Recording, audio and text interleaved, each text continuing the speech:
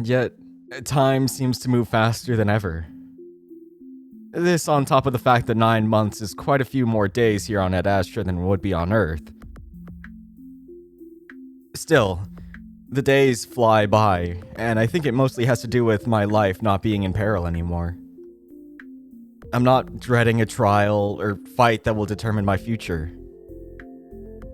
Now it's more of a slow burn that just blends together. Life in the palace becomes routine again. I have my own little schedule that involves gardening and watching certain programs on Adastran TV that I've actually grown to tolerate. I start to study, using Calm as my teacher to learn as much as I can about Adastran and Galaxia's history. I even have enough time to start learning the language. Apparently, they never bothered to name their own language, which is a very Wolven thing to do. But as I'd noticed when I first arrived, it's nearly identical to Latin back on Earth. This makes it fairly easy to pick up, considering I studied some Latin back in school, and I learned a good deal of Italian before my trip.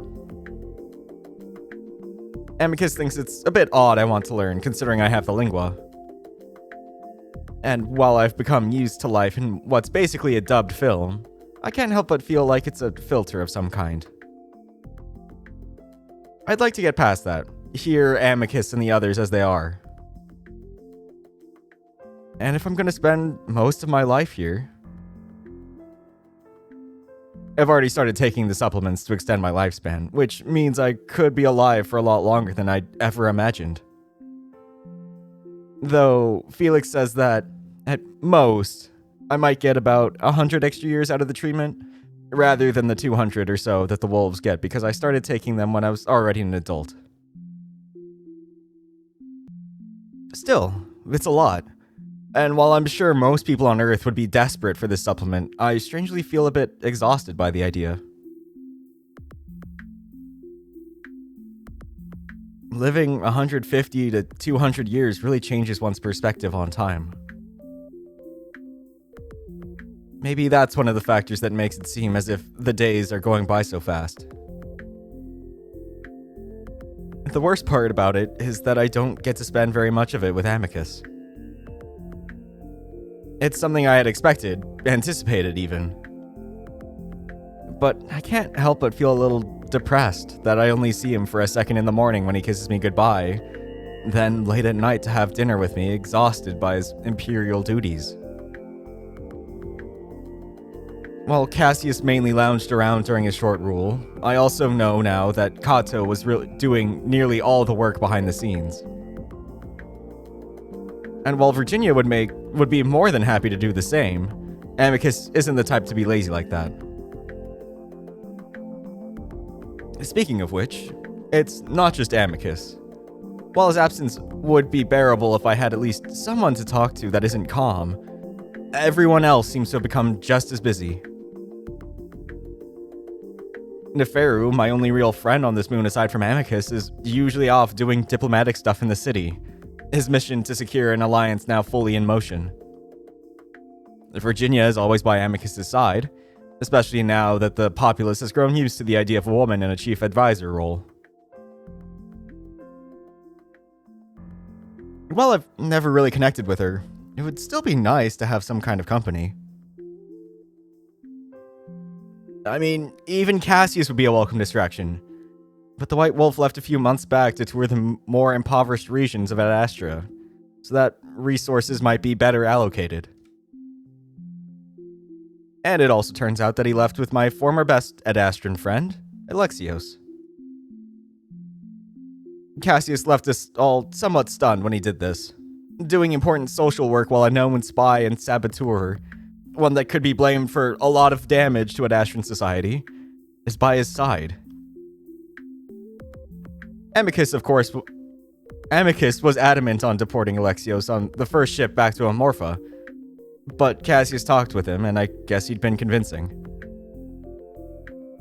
Amicus simply sent a few extra guards to keep a close eye on Alex.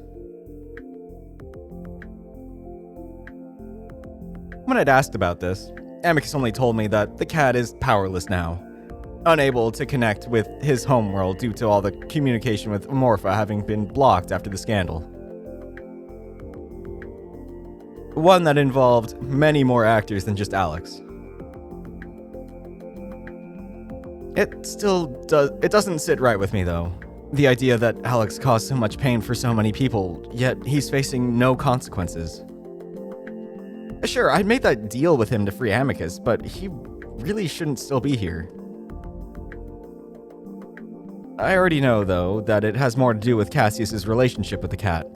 And I don't doubt that the White Wolf had compared their situation to ours so that he could better convince Amicus. Even if it was incomparable. So now even Alex has something to do, a role to fill. And I'm the one that's left feeling useless and alone in the palace. While I know I'll have a special position once I start my own mission, I'm supposed to keep a low profile until then. The only job I have right now, over the course of the entire 9 months, is to decide whether or not I'm going to play the role if the parents want me to. And while that's well and good, it's a decision that will affect the rest of my life, I also sort of expected to be given more information over the course of my waiting period. But no, infinite space remains quiet, and the monitor isn't breaking in through my consciousness to give me tips on what to expect. So I'm left pulling the endless weeds in the gardens, waiting, wondering, as unsure of my future as I've ever been.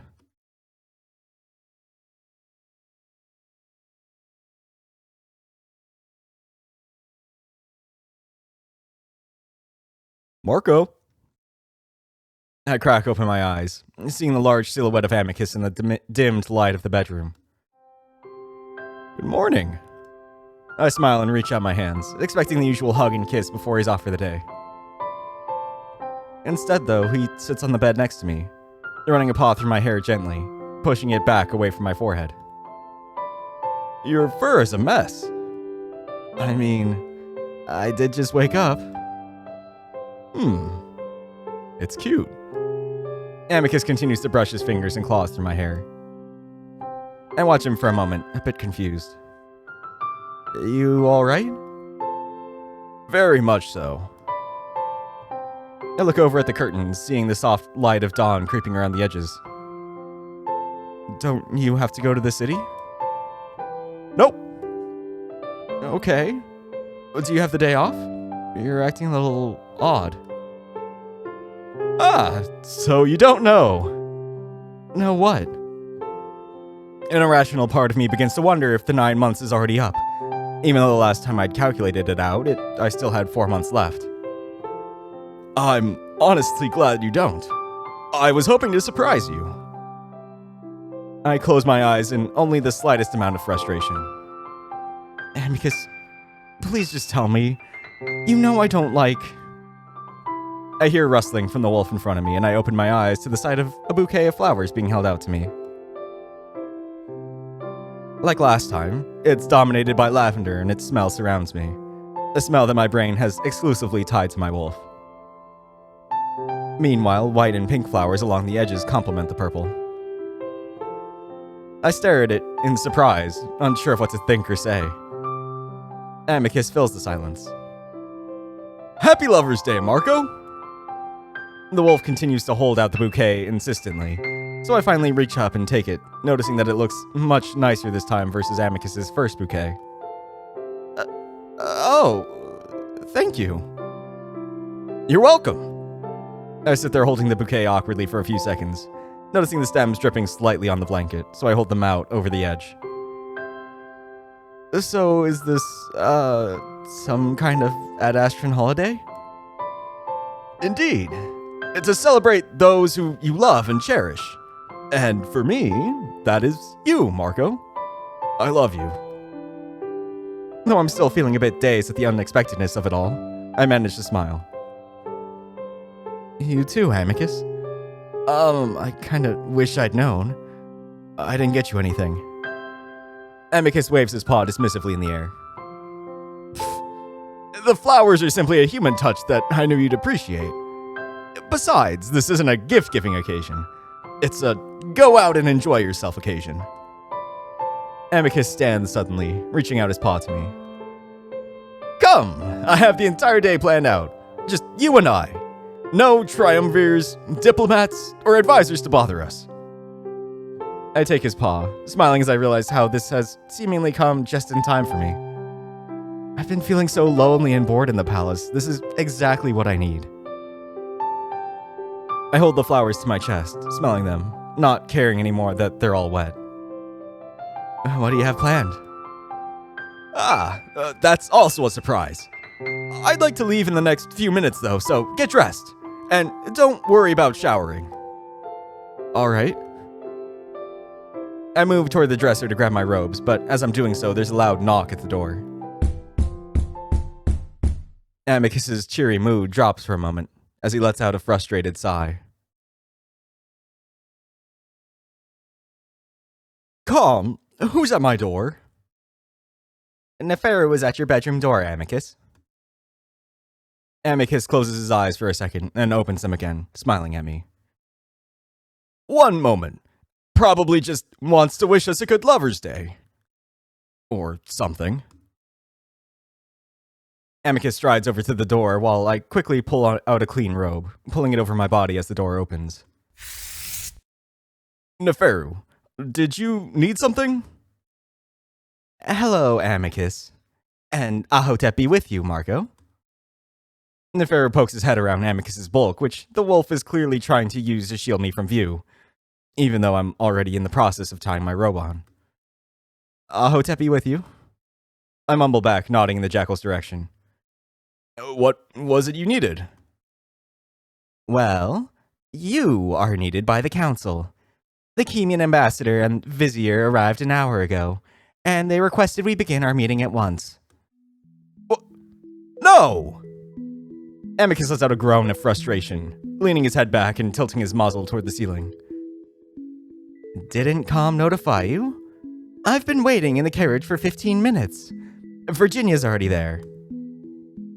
Neferu leans sideways slightly to look at me again. Am I interrupting something? It's Lover's Day.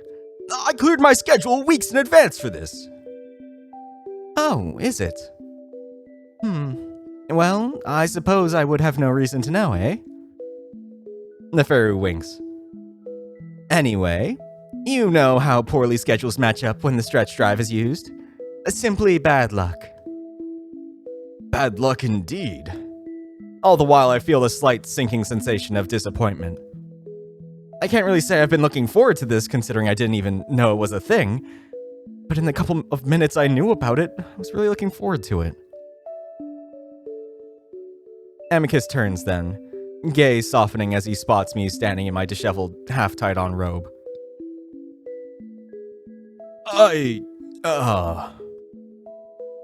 I shrug in what I hope looks like a nonchalant manner. It's alright, I understand.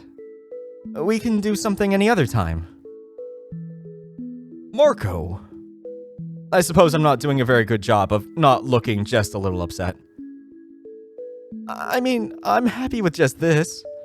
I pick up the bouquet of flowers I'd set on the dresser, inhaling the scent again. The fact you did all this in the first place means a lot to me. Amicus goes on frowning at me, clearly not buying it. Then he snarls. Fuck! Neferu raises a brow. Poor language for an emperor, Amicus. Amicus ignores the jackal, keeping his eyes on me. This is the only meeting I'll have all day. It shouldn't last too long, and then we'll still be able to do most of what I planned. I wouldn't plan on that.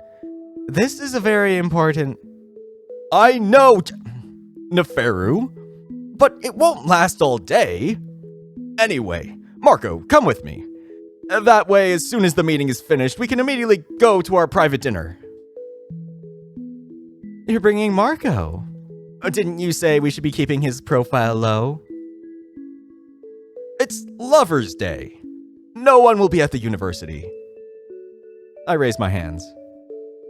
I don't want to cause any problems. I can just wait for you here. You are causing no problems. You will be accompanying me to the city. As my lover, you should be at my side during Lover's Day.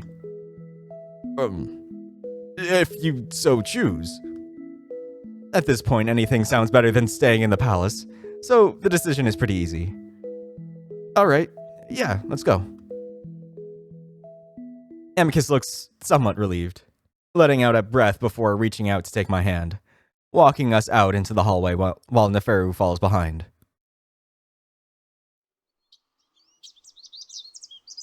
I promise it will be quick, and I'm sorry. Sometimes it's just hard to... Amicus seems to struggle to find his words. I understand. You're the Emperor. Besides, it's not fair for me to be upset because my boyfriend is spending more time on his Emperor duties than me. I would understand if you were. I just hope it won't be like this forever. It won't be. We're simply at a turning point in Adastran history. When you return and when everything settles, we will have much more time to ourselves. My stomach lurches slightly at the being reminded that I have my own job to do. One that I'm not looking forward to. I glance back at Neferu, wondering if he should be hearing any of this, but the jackal seems to not be paying attention to anything, his expression distant as his lips move silently. It looks like he's reciting something. I look forward again, leaning against Amicus as we head outside to the carriage.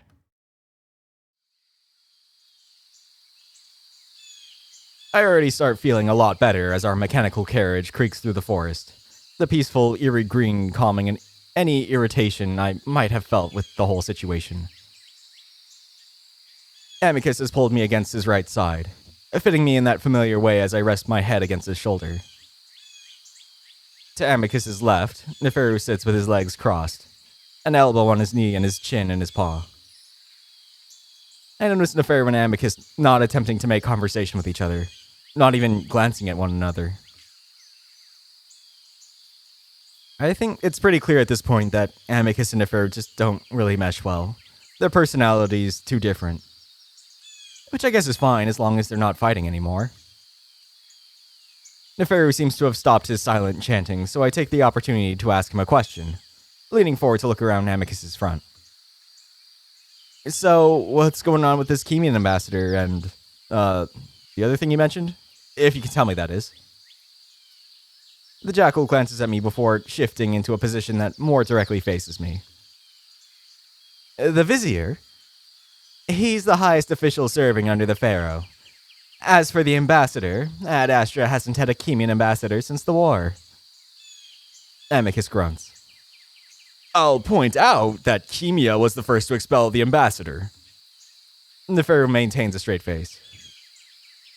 And we are the first to reestablish one. As it should go.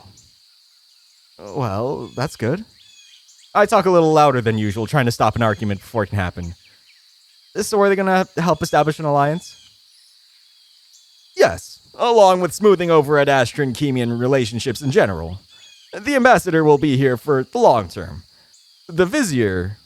Amicus glances at Neferu, but the jackal simply leans back, looking out at the forest again. The vizier will depart back to Kemia within a week, which is why negotiations must begin at once. And you said this is taking place at a university? Yes. There are a few Kemia experts there, and I suppose Kemians find places of learning more comfortable to negotiate in. Amicus glances at Neferu for confirmation. I believe it has more to do with Adastran academia being a more friendly entity compared to the political departments or palace. Amicus smirks. Indeed. The last bastion of chemophiles. Neferu rolls his eyes before they settle on me again. Oh, and remember our conversation about the other? This university is famous for supposedly being absolutely infested. I raise an eyebrow. So, it's haunted? Amicus frowns. Are you serious? Have you been filling his head with ghost stories of students, Neferu? I have. Don't worry, I don't really believe it. I lean back against Amicus, deciding that we can't really have a conversation without the two canines butting heads. The university is in a secluded area outside the city, mostly surrounded by forest. The gardens and paths are well taken care of, and it reminds me of a more classical-looking version of the palace. Amicus was right. I don't see a single person on the campus.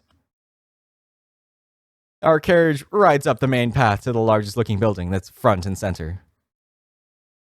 We park in front of the building next to a few small aircraft before getting out and heading inside.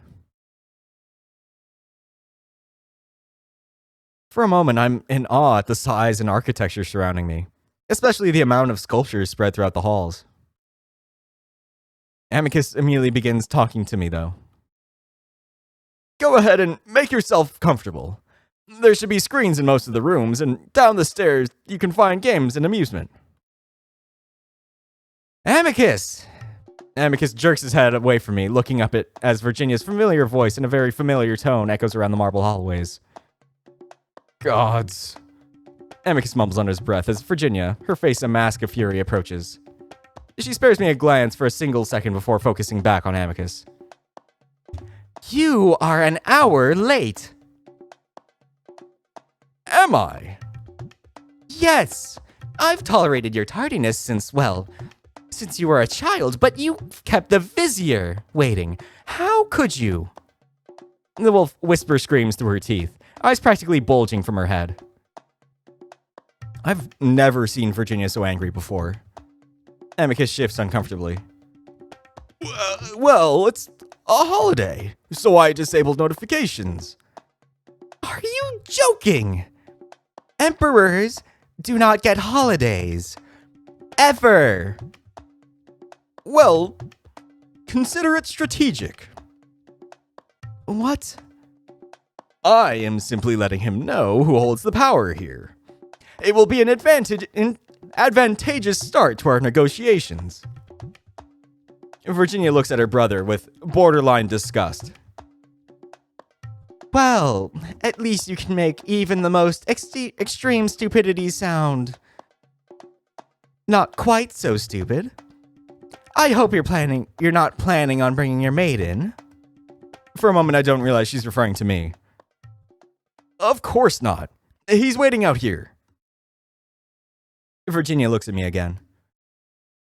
My apologies. I hope my brother learns to treat you with more respect in the future. If not, then I'm sure you'll have no trouble finding someone better. If you're so worried about wasting time, why are we doing just that? Teacher Viteris is entertaining them on a tour. You'd better think of a good excuse before they return. Actually, just pretend it didn't happen. Oh? That sounds like something you wouldn't want me to do. Chemians are different. I suggest you not try to trick them. Let's go in for now. I think I hear them. Sure enough, I hear voices echoing up the halls. Amicus turns to me, giving me a quick hug again, reassuring me that he won't be long before following Virginia up the hall and disappearing behind a sliding door. Neferu, who I had completely forgotten about, walks past me, heading for the room as well. I frown, noting the dull look on his face, the one he'd been wearing since the carriage ride. You alright? I ask him just as he passes me. He glances toward me. Of course. He doesn't even make an effort to make it look like that's the case before walking through the door as well. The voices get closer, coming from a bend in the hallway up ahead. Not really wanting to be seen, I move back toward the sculptures, hiding myself amongst them.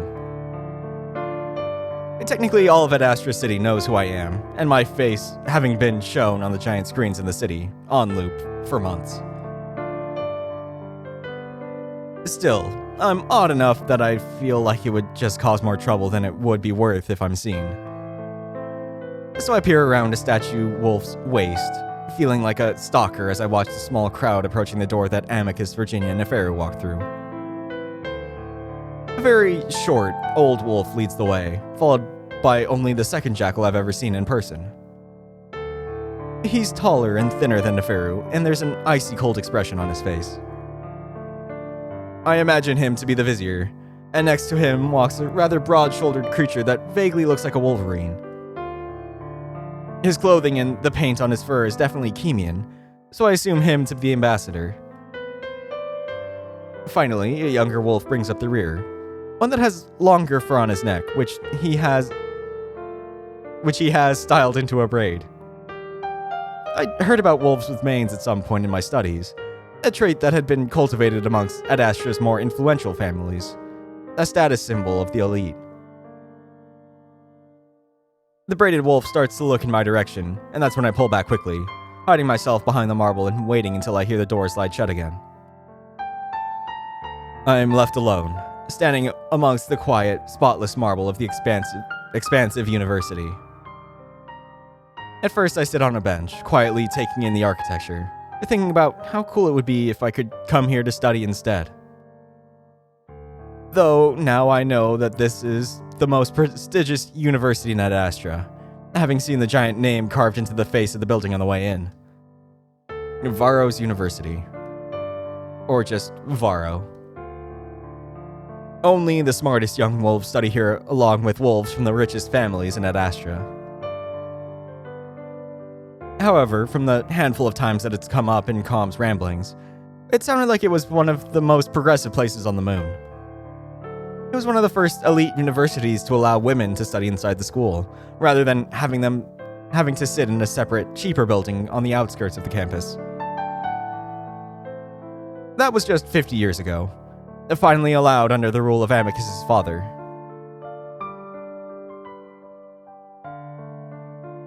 Eventually, I grow bored with just sitting there and start to walk around, looking at the sculptures and plaques. And they give short descriptions of the various wolves the sculptures depict, and I try to piece together what I can with my limited written language knowledge. Notable is the one in the middle, Varro, the university's namesake. He apparently studied the education system on Amorpha before implementing that system on Adastra. This alone shows how different this university is from the rest of Adastra.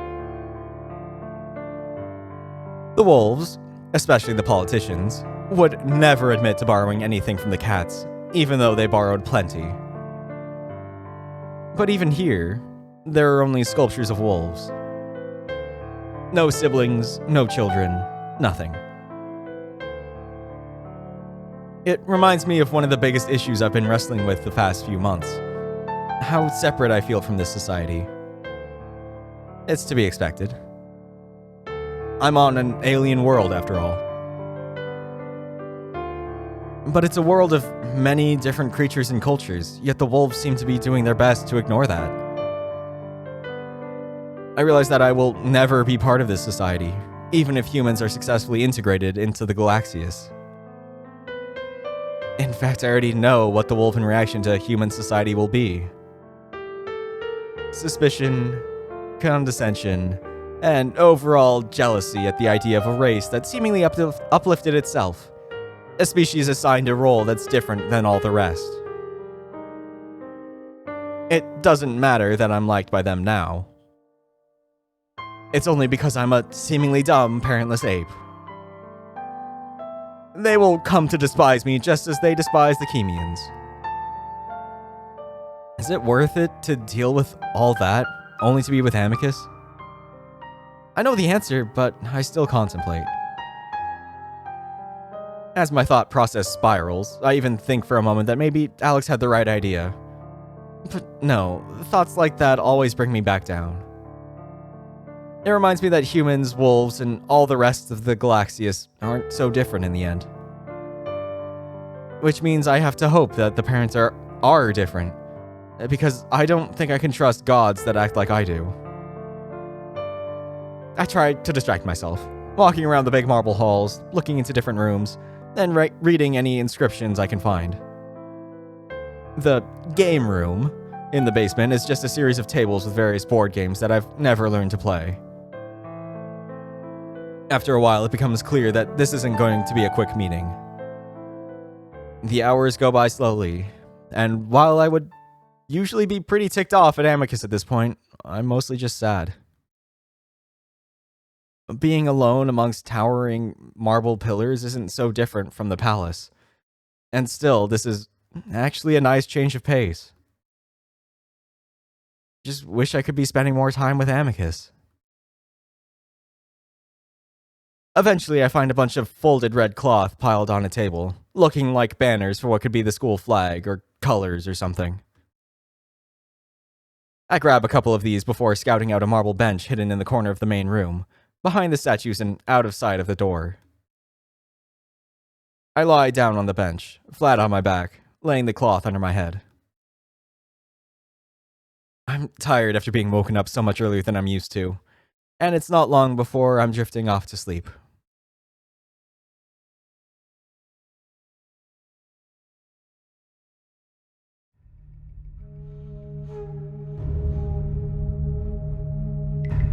Space stretches and twists into the distance. The infinite dark blue broken here and there with planets, stars, and dust clouds. It's endless, monolithic, passionless. Except there. Its mark is clear on the universe, like a stain, a blemish on the glittering patchwork of stars. The planets die, the stars shrivel, the dust scatters. It's all tainted. The mark is old. It's ancient. It existed before life. Our life. It touches every life form from the youngest child to the oldest sibling. It convulses before your eyes in the dark. It whispers in your ear while you sleep. It brushes your neck when you don't see. We all feel it. We all know it. It transcends all. It touches all. It becomes all. I see you. The black tendrils of its reach already infect everything around you. They're going to kill you. They're going to kill him. Your purpose is doomed.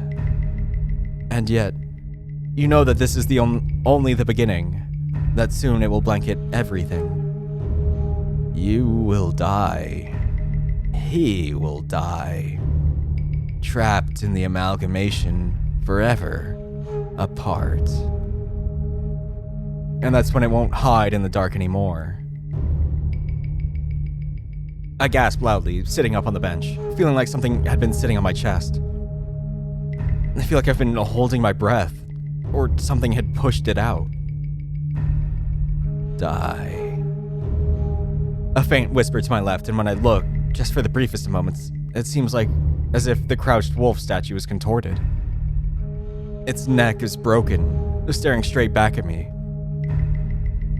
I jump, leaning back as I stare at the grotesquely twisted wolf, but it's not twisted. It's like it always was.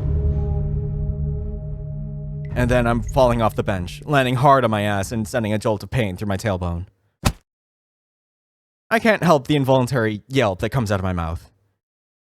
Marco!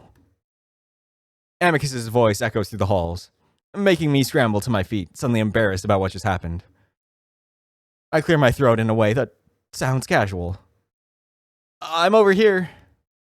I move out from behind the statues, glancing one last time at the crouched wolf, neck in its proper position. It whispers in your ear while you sleep. When my back is to it, the nape of my neck prickles, and I hurry out from my hiding spot. As I move out into the brightly lit main room, I realize that it's already dark. I've been here all day. Where? Amicus's voice seems to come from further away, up the hall. Here! I just want him to come get me. I had a nightmare or something, but it had felt so cold, dark, and real. I hear some footsteps padding up the hall, and I turn to see Amicus come around the corner, his paws clasped together. Marco, I'm so sorry. They wouldn't agree on anything, and I couldn't excuse myself to come see you because that would make it look as if I cut Amicus off by hugging him, just wanting to feel his presence for now. The depressing thoughts I'd had all day, on top of that awful nightmare, at least what I hope was a nightmare, has left me feeling like complete shit. Are you alright? I'm quiet for a moment, wondering if I should tell Amicus anything about what I was thinking, what I saw, then decide against it, at least for now. I'm just happy to see you. Really? Even after suffering through my complete incompetence all day long? I'm about to scold Amicus for saying that about himself, but then I just end up nodding. Yeah, we all have days like that. Did everyone leave? Yes. The meeting concluded about 10 minutes ago. I had worried you'd left the university for whatever reason. Sorry. Don't be. Were you sleeping? Yeah. Well, that's good. Because I'm hoping, even after how poorly the day went, that you might join me for a late-night Lover's Day celebration. He never gives up, and I do love that about him. I smile. That sounds great, Amicus. We walk down the steps from the main building into an empty courtyard, all of the vehicles gone. I frown. They just left us without any transportation? Oh, yes, I told them to go on ahead. Oh, why? Do you not wish to walk? Isn't it a little far to walk? I follow Amicus down the steps and through the university's gardens before we're back in the forest, walking the direction away from the palace. Not really. The city and palace are within reasonable walking distance. I walk alongside the wolf, feeling myself relax again as we're surrounded by the quiet forest. Huh. I guess I just assumed it was far since we're always using the carriage. We tend to be lazy. That, and it's expected by the citizens as it's seen as more dignified, I suppose. What about security? Shouldn't you have some protection as Emperor? I look around, feeling almost vulnerable out here in the open with Amicus, used to always having the protection of the palace walls around us.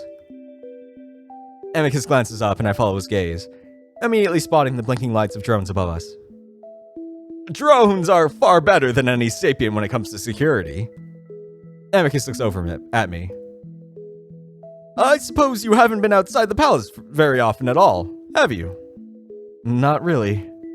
The wolf grimaces. I apologize for that. I know it seems like you should be more free to travel after what happened, but the people are... Amicus takes a moment to find his words. Very curious about you.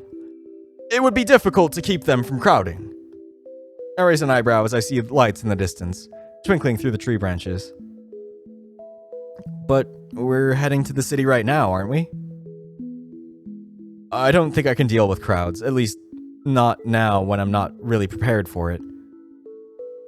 Well, I cleared the district for our arrival, though that was supposed to be... I'd say 5 hours ago? But still, it's late enough that the streets should be mostly empty. Oh. I draw closer to Amicus. Where are we going? You'll see. There's a sly smile on the wolf's face as we trudge along the path, walking in comfortable silence. Eventually we break through the trees and into a small, quaint street that I'd been on before. Sure enough, it's completely empty aside from one or two figures moving up the sidewalk or standing in a doorway. I notice then that Amicus is becoming more excited, and it shows in his widening strides, and I have to hurry to keep up. I try to think of where he could possibly be taking me. Amicus? The wolf pauses, waiting for me to catch up, then places his paw against the small of my back, and I'm suddenly thrust forward at a speed, almost forced along in a stumbling gait. Whoa! Come on, it's right here. And the wolf sweeps me under a dark archway. There's a door in front of us, the soft glow of light barely showing through the frosted glass framing the door. It looks like it's closed, and I look up at Amicus in question, but the wolf doesn't seem bothered and simply knocks on the door. We wait a few moments, then Amicus leans in toward the crack, talking loudly through it. Hello? Gaius? Something beyond the door blots out the light, and Amicus steps back before suddenly drawing me to his side, as if preparing to introduce me to someone. I stand there awkwardly, trying to prepare myself for whatever this is. When the door opens, it's not what I expect at all. An old she-wolf in an apron with a cloth tied over the top of her head peers around the door, cracked open just enough so that her muzzle can fit through. I feel Amicus shift next to me, and he forces his smile even bigger. Hello! And the old woman squints. Hello? Amicus squints is quiet for a moment, clearly taken aback by the other wolf's lack of reaction. He clears his throat. I am Amicus, your emperor, and this is Marco, my companion. That's a new title. I look up at the wolf in question, but he goes on staring at the she-wolf, who only continues to stare back at him. Maybe you are familiar. No, I don't think so. Amicus stares, his mouth gaping open while the woman starts to close the door. Quickly, Amicus lets go of me to reach out, stopping the door from closing just by an inch. Excuse me, please, but could you summon Gaius? He will know who I am. The old wolf sticks her muzzle back through the crack, glaring now. Gaius was relieved of his shift 3 hours ago. You know it's the 2nd hour. I had suspected, though I had hoped he would have waited for me. You thought wrong, dear. Amicus bristles. Excuse me, but you realize you are speaking to your emperor, woman? Now I bristle. Even though I don't know what's going on exactly, I do feel a surge of disappointment at seeing my lover use the "do you know who I am" line. Amicus. I try to say it under my breath so the other wolf doesn't hear. What? I'm just trying. The door starts to close again, and Amicus quickly reaches out, but this time the old woman is ready. She reaches out to smack his paw hard, making Amicus gasp in surprise before the door slams shut. How dare! Amicus looks at a loss for a moment, as if he's never experienced something like this before and doesn't know what to do. Then he tries to open the door, but it's locked. He then resorts to pounding on the door with a heavy fist, lips drawn back to show his teeth. Open the damn door! I was promised a special banquet in the human's honor. Do you hear me, woman? I reach out, pushing a hand against Amicus's chest. Holy shit, Amicus, stop! I hiss at him under my breath, looking around, not having expected to be embarrassed at Amicus's behavior. I'm so used to embarrassing myself. What? Do you hear yourself? What do you mean? I paid for their services and had everything planned. We're 5 hours late. But I'm the emperor and you are my guest and that woman.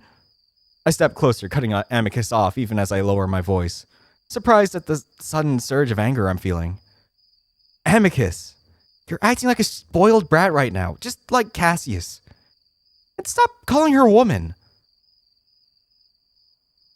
Amicus's indignant demeanor seems to deflate a little at that. I'm not acting like him at all. And what else should I call her? She is a woman. It's the way you're saying it. And I don't know, maybe ma'am could be a good start. Well, she's certainly not acting like a madam. Is this how you act when you don't get your way? Amicus has always had an entitled streak.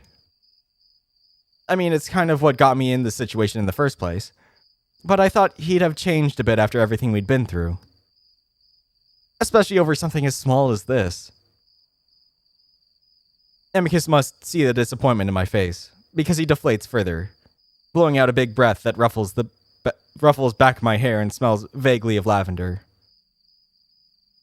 No, I don't, I promise. It's just that I had something very special planned and... Amicus looks back at the door, trying to see through the frosted glass, as if whoever he's looking for will magically appear. Amicus, you can't expect anyone to wait 5 hours for you, whether you're emperor or not. I think.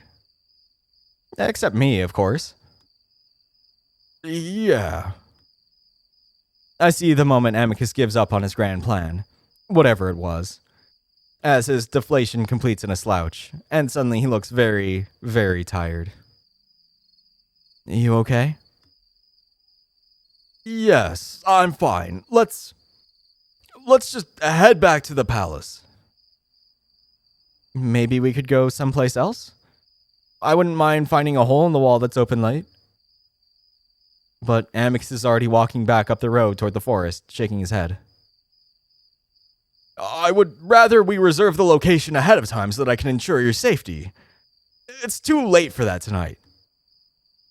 I follow Amicus at a slight distance, feeling generally disappointed and baffled over what had just happened. While I'm still feeling somewhat stunned by Amicus's behavior, I also feel bad because it's clear that he really wanted to make tonight special, and to see him so defeated. I catch up to him and walk alongside the wolf just as we pass under the cover of the many branches, our path lit up by firefly-like insects floating around us. Well, we could do something at the palace. Maybe have a picnic? Amicus heaves a heavy sigh. Honestly, Marco, I'm a bit tired. And it's not even Lover's Day anymore anyway. The wolf says the last bit so quietly that I barely catch it. And just like that, my attempts to keep my own mood light give in and I sour instantly. Well, if your goal is to ruin the rest of the night, you're doing a damn good job of it. Suddenly, we're having one of our old fights again. The way we would feed off of each other's negativity and spiral into a shared mood of sulk. Usually I'd be the one to start it, but this time I feel like Amicus is the clear culprit. I stare at the ground, frowning even though I feel Amicus's eyes on me. Then it takes me a few moments to realize he's stopped walking. I stop too, then turn around to look back at him. We regard each other for a moment, then Amicus takes a deep breath. I realize that I'm acting like a spoiled pup, and I apologize. I do not want this to ruin the rest of the night, even though there is not much left of it. I stand there, not saying anything because it looks like Amicus wants to say more. I promise you, I do not often act in such a way in front of my subjects. I just so desperately wanted for something to go right after everything that happened. Not often. I raise an eyebrow, but smirk at the same time, wanting to show Amicus that I'm willing to lighten up as well. I mean, never, really. I've never used such words to get my way during all of my emperorship, and it was only because it was for you. I sigh. Well, please don't ever feel the need to act that way on my behalf again. Especially when you're yelling at an old lady and calling her woman. I still do not see the problem with that. She is a woman. Amicus starts walking again, and I walk alongside him. And, like I said, it's the way you were saying it, like it was an insult somehow. I did not mean it that way. I mean, I kind of feel like you did. but I get it. You were raised in this society of... Amicus huffs out a sigh. Yes, I know. But I've been doing a lot to progress the rights of women in this society. Just yesterday, I put into motion legislation that will allow females to request a divorce before a court. And they couldn't before? Well, no, the husband had to. Wow. Gods, are you humans going to be like the Chemians? Shocked and disgusted by every aspect of our society? I shrug. I mean, some definitely will be. Do you not have your own problems? I laugh. Oh, yeah, we do. We definitely do. I'm sure you'll be beyond shocked by some of the things we've done to ourselves. Like? I close my eyes, shaking my head. I'll let the diplomats reveal that to you, but yeah, most places on Earth still have problems when it comes to equality. A lot of problems. Then why do you judge me so harshly? Because I know you can do better. And I know you have the power to create immediate change. Technically, but realistically, I know it's a slow process. But, you know, where you found me, Italy, it's doing all right with equality. And a lot of Europe is doing great, so I know Adastra can be better. Things go quiet for a moment, the tangent feeling a little strange, like there's more to it than just gender equality. Amicus senses it too, of course. Well, I know that the parents, through whatever space wizardry they possess, brought us together due to perfect compatibility. Sometimes I wonder about their measurements, because in some instances, we do feel worlds apart. I look at Amicus, the statement making me feel a little sad. Well, I guess we really are. But I love it. I love that about you. You opened my eyes, you surprised me, and I've accepted the fact that you come from a better functioning society.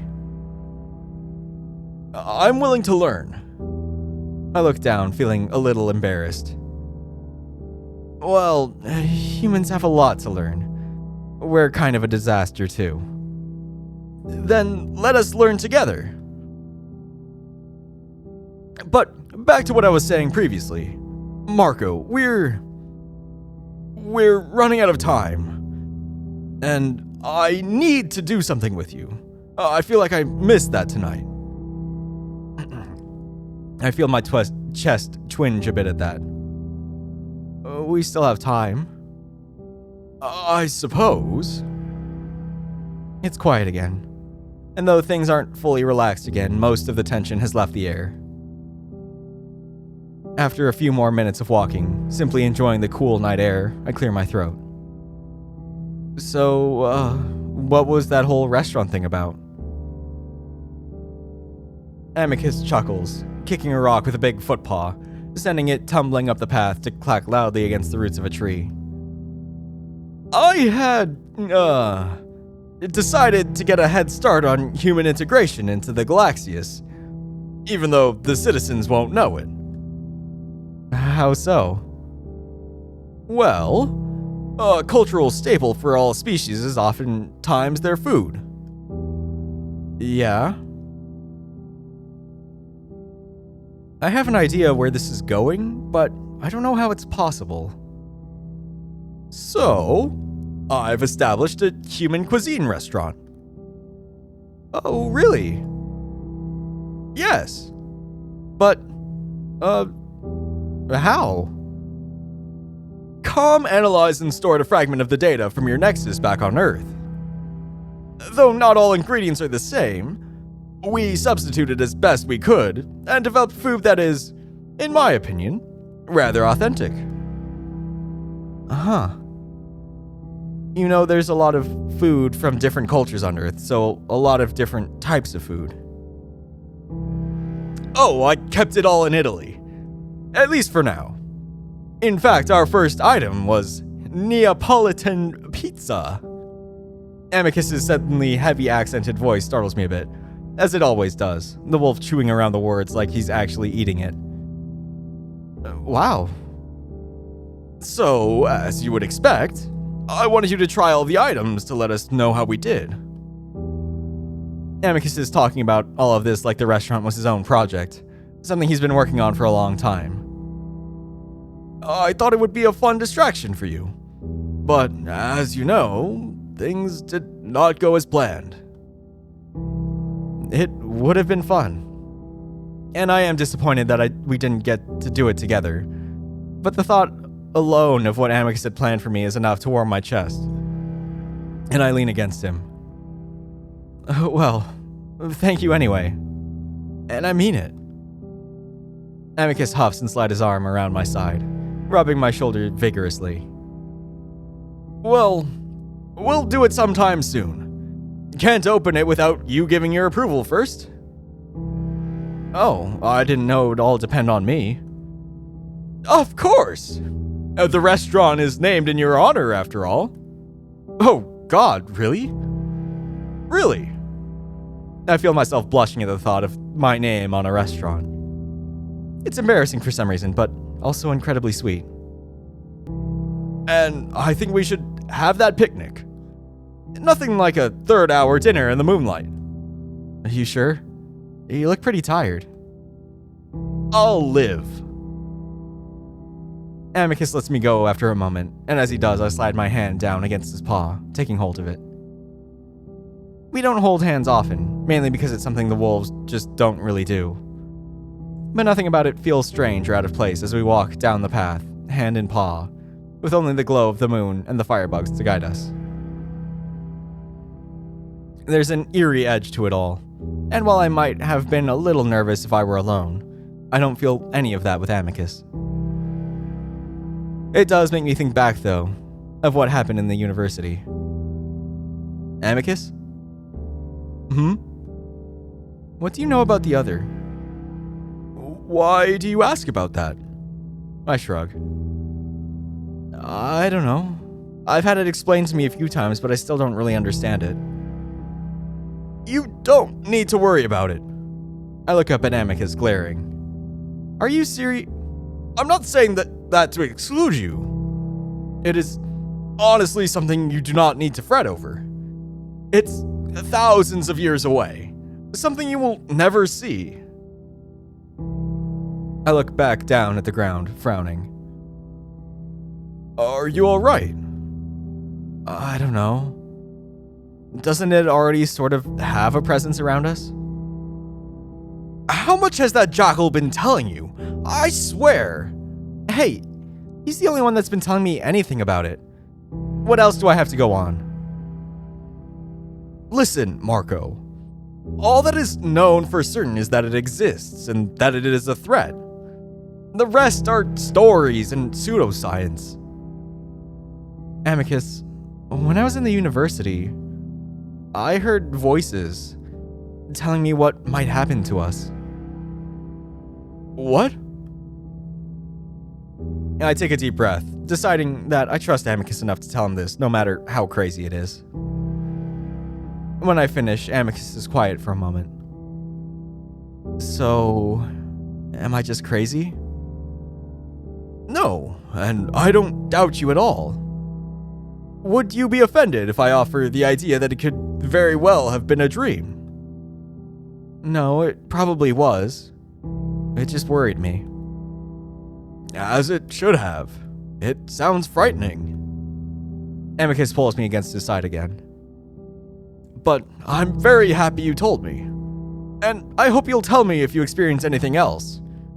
After what we have been through, I think we should be open to all possibilities. Yeah. Just being able to talk to Amicus about it has made me feel better. That Amicus is taking this seriously even though it very likely was a dream.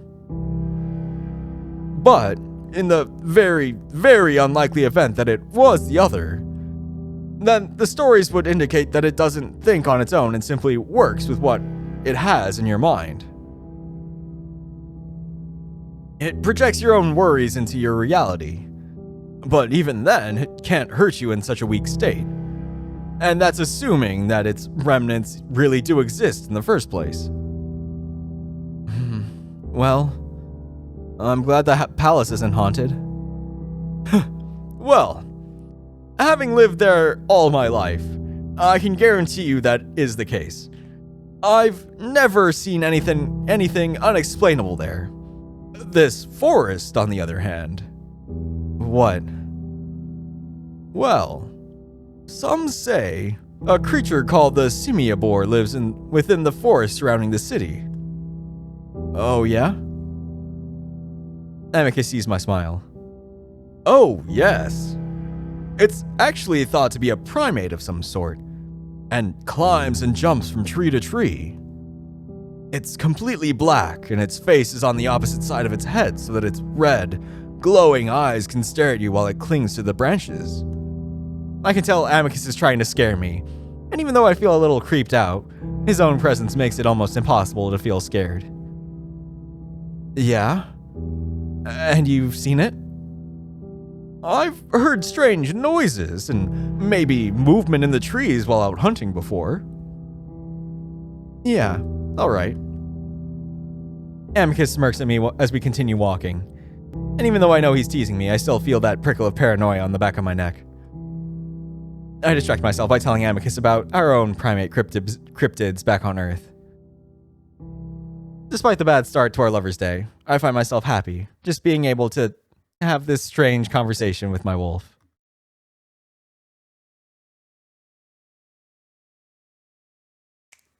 And that's where we'll end it for this one. Get to wait to have a nice picnic. As always, thanks for watching. I hope you liked it, and I hope to see you next time. Bye!